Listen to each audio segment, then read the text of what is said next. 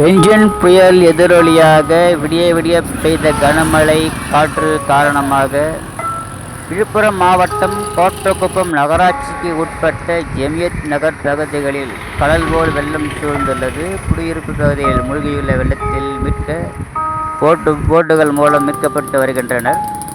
இந்த வெள்ள காட்சியை காணலாம்.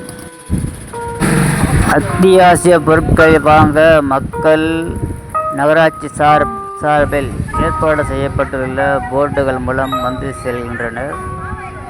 வெள்ளம் சூழ்ந்து குடியிருப்பு பகுதிகளில் வெள்ளம் விழுந்துள்ளது.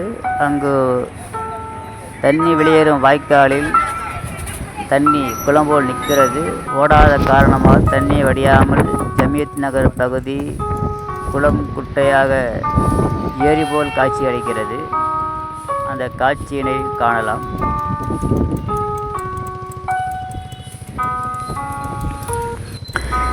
ஜமியத் நகர் மட்டுமின்றி பரகத் நகரின் 12வது 11வது கிராஸ்களிலும் வீடுகளில் வெள்ளம் சூழ்ந்து காணப்படுகிறது.